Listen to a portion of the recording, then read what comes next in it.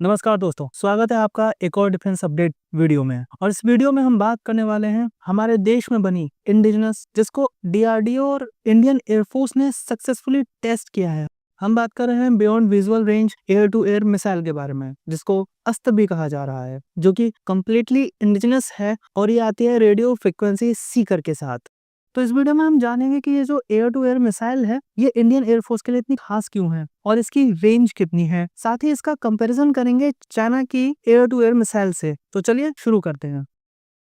दोस्तों, इसका जो टेस्ट हुआ था ये 11 जुलाई को उड़ीसा के कोस्ट पर हुआ था, जहां SU-30 MK-1 फाइटर जेट से ये 2 अस्त्र मिसाइल लॉन्च किए गए, वो भी हाई स्पीड अनमैन टारगेट्स पर। और ये जो टारगेट्स थे ये अलग अलग डायरेक्शन, अलग अलग रेंज और स्पीड में थे, लेकिन दोनों ही बार अस्त्र मिसाइल ने बिल्कुल पिन पॉइंट एक्यूरेसी के साथ टारगेट को डिस्ट्रॉय कर दिया। और इसके साथ ही इसका सफल परीक्षण भी कंप्लीट हुआ। तो दोस्तों, इस मिसाइल में सबसे खास क्या है? तो इस मिसाइल में सबसे खास है कि इस बार मिसाइल में यूज हुआ है completely Indian radio frequency Sikar, जो डीआरडीओ ने खुद बनाया है। ये रेडियो फ्रिक्वेंसी सीकर एक एडवांस गाइडेंस सिस्टम है, जो टारगेट के सिग्नल्स को ट्रैक करता है और मिसाइल को करेक्ट डायरेक्शन में गाइड करता है, जिसके बाद जो मिसाइल है वो टारगेट को हिट करती है और उसे डिस्ट्रॉय कर देती है। और इस टेस्ट में इसका जो परफॉर्मेंस था वो फ्लॉलेस था, जो कि बहुत बड़ी बात है।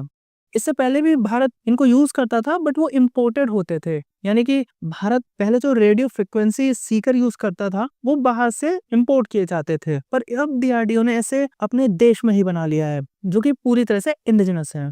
दोस्तों, इसी सीकर के साथ इस सिस्टम की रिलायबिलिटी भी प्रूव हो गई, क्योंकि जिस तरह से इसने अलग अलग डायरेक्शन में और अलग अलग स्पीड में टारगेट को हिट किया, वो काफी परफेक्ट था।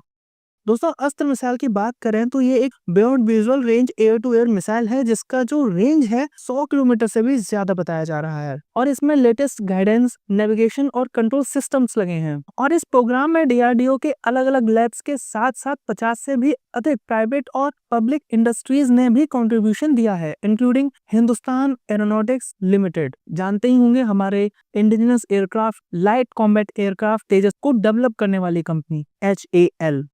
दोस्तों, एयर टू एयर मिसाइल एक ऐसी मिसाइल होती है जो फाइटर जेट या एयरक्राफ्ट से छोड़ी जाती है और दूसरे हवा में उड़ते एयरक्राफ्ट को टारगेट करके उड़ा देती है। ये मिसाइल हाई स्पीड पर फ्लाई करती है और उनमें एडवांस गाइडेंस सिस्टम होते हैं, जैसे रडार या इंफ्रारेड, जिसे वो एनिमी एयरक्राफ्ट को एक्यूरेटली हिट कर सके। दोस्तों, 2 तरह के टाइप ऑफ गाइडेंस होते हैं, जैसा कि मैंने आपको बताया, इंफ्रारेड गाइड और रडार गाइडेड। तो जो हमारे ये जो मिसाइल है अस्त्र, इसमें यही रडार यूज किया गया है, रेडियो फ्रिक्वेंसी सीकर।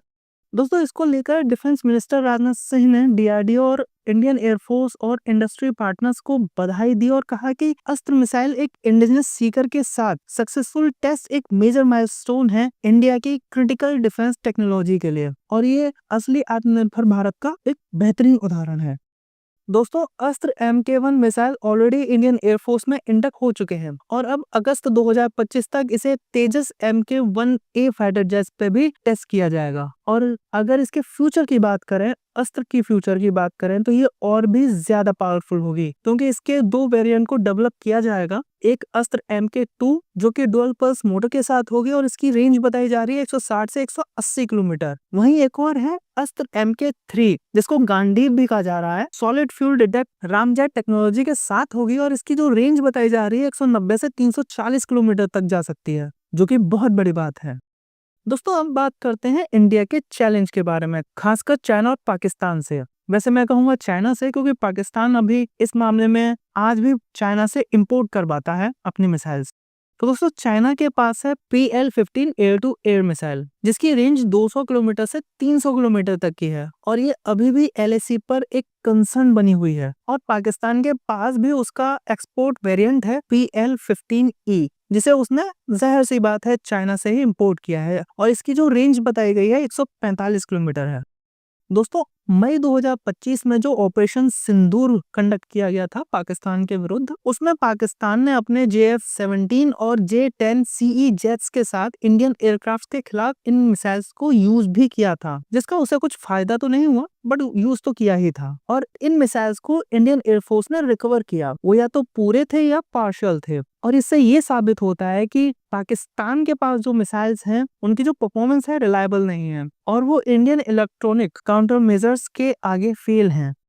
दोस्तों, अस्त्र एक इंडिजिनस सीकर के साथ सक्सेसफुल टेस्ट इंडिया के डिफेंस टेक में एक गेम चेंजर है। ये सिर्फ एक मिसाइल टेस्ट नहीं था, बल्कि एक मैसेज था कि भारत अब अपने एरियल वारफेयर सिस्टम में किसी पर डिपेंडेंट नहीं है। और जब तक अस्त्र MK2 और MK3 रेडी होंगे, इंडिया की एयर कॉम्बैट कैपेबिलिटी और भी नेक्स्ट लेवल हो जाएगी। तो अगर दोस्तों आपको ये वीडियो पसंद आई हो तो लाइक करें, शेयर करें और चैनल को सब्सक्राइब करना ना भूलें, ताकि हमारे देश की टेक, डिफेंस और इंफ्रा से रिलेटेड लेटेस्ट अपडेट आप तक पहुंच सके। तो मिलते हैं अगले वीडियो में, तब तक के लिए जय हिंद, जय भारत।